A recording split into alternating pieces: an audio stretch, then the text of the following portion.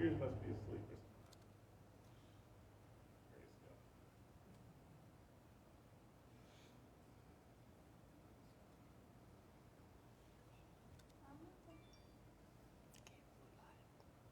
Okay, good evening, everyone. Good evening. Prayer night. I'm gonna read a prophecy by Kenneth Hagin. He wrote it. I'm not sure when it was written, but it's on intercession, and it's not long. It's quite interesting. I can hear the Spirit of God saying, "Hear and hear ye well." For you see, responsibility is on your shoulders. Yes. Responsibility is upon the followers of Christ to loose those around them from grave clothes to which they are bound. They'll never be loosed until you loose them. Oh, I wish I could do something for the Lord. I wish God would call me to preach, enter into the ministry of prayer. But yea, saith the Lord, the greatest ministry of all is the ministry of prayer.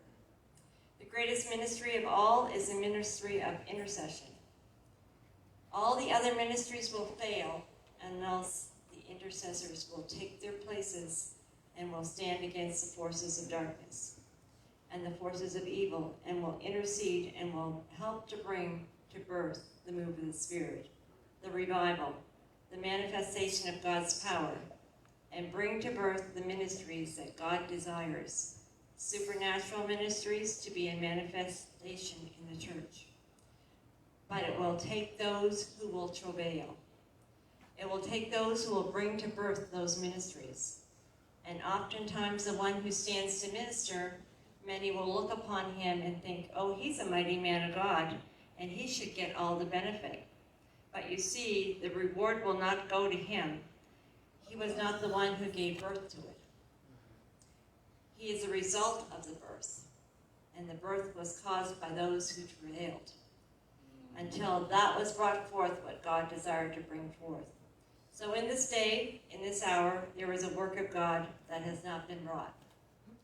Oh yes, he was in the move of the healing revival. He was in the move, and men prayed and brought about the revival that we call the charismatic move in the denominational church, in the Catholic Church. But what a mighty move. But you see, you stand, saith the Spirit of God, on the threshold, and at the door of another move of God. Will it be brought forth? Shall I bring it to the birth and not bring it forth? O saith the Lord of hosts, when Zion travailed, she brought forth her children. You see, it is not just the Lord that will bring forth the move. For he moves through men, and he uses his church to do his work in the earth. And it is instigated by the Spirit, but you see, it is Zion that travails. So travail ye, O ye intercessors, travail. Ye intercessors, travail. Seek ye the face of the Lord. Give yourself unto the Lord, and you'll bring forth that which God desires to do in these days. And you'll be glad, and the reward will be great. And how marvelous shall be the results. Wow.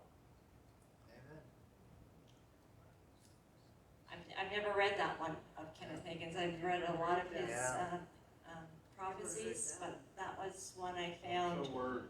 And it is. It's on, the responsibility is on, and that's not just us few gathered here. That is on, that responsibility is on the whole church, right? There are people called to intercession, but it's on all of us to bring forth the move of God. And I know some people don't always think that it's them, that it's God, but God gave us power to do all that, to do it, right? And so the responsibility is to us. So if we don't get a move of God, if the spirit of revival doesn't happen, then who's responsible, right? Amen. I know I've read that, and I lost my train of thought. Bring it back. Look at that. You read something. I did read something, but I can't remember what. It was to do with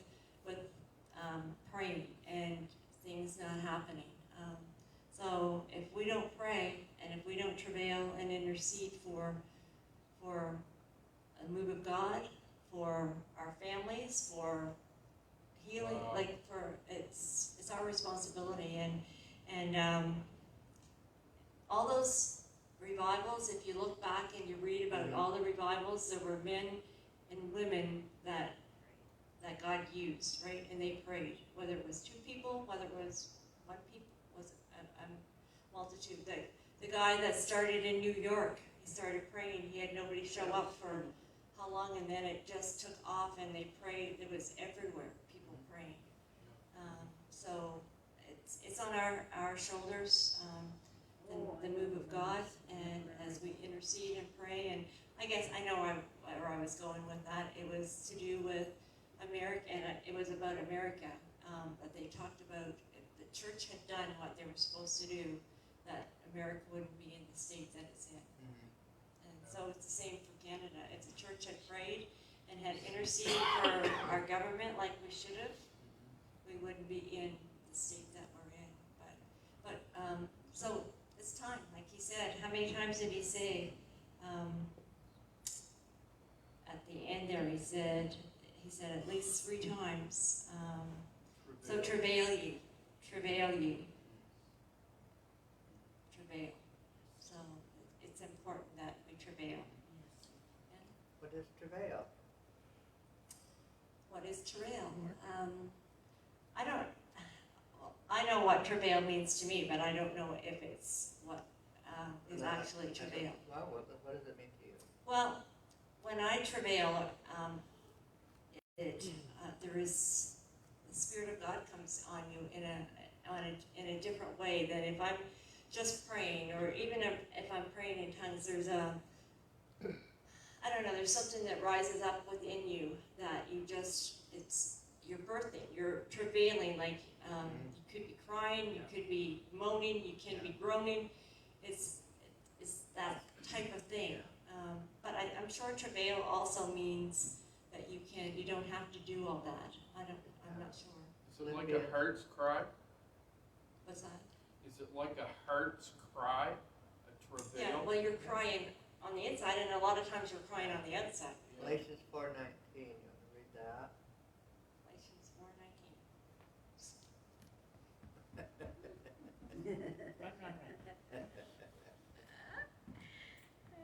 Like a deer.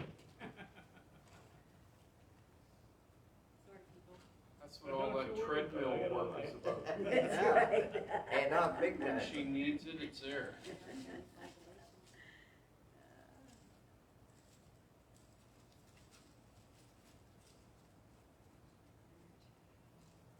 Galatians 4. 19. Okay, so Galatians 4:19 says, "My little children, of whom I travail in birth again, until Christ be formed in you." A lot there. There is. So, whom I travail in birth Again. again. So he had prayed for them to be saved, right? Yeah. And then he was travailing again for them, For Christ to be formed. formed in them, so they become mature. Yes. Yes. So there was the two aspects of it. One is he prayed them into the kingdom, and then he prayed. Just because you're in the kingdom, it's kind of like in the prophecy Brother Hagin said about help get the grave clothes off those people. Yes. Well, you pray them into the kingdom, or they come. The graves are open, and then he said, loose them and let them go. So that's that extra that you have to do. Till Christ be formed in them. That's good. Yeah, it is good. Yeah. So we just don't pray people, like we pray for our families, we pray for our relatives, our friends, but then we pray that Christ be formed in them, that they become mature. Yeah. And I mean, we all are in the process of becoming mature. We all need prayer. Yes. Well, he used the term travail in birth. Yes. So he equates it as, like you were saying, Yeah. like childbirth. Right. So that is not easy, and No. there's some difficulty, Yeah. and there's something deep within, trying to get out. Right, yeah, that's true. Yeah. So that's what travail is, Pastor.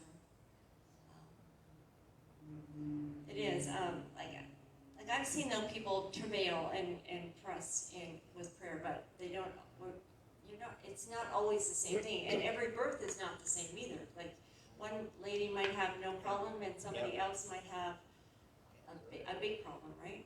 Yeah, so, it's the same in prayer, like, but you're still birthing through something. There's still some pain with it. Doesn't matter, right? There's still pain. Anyway, that's what I have today, and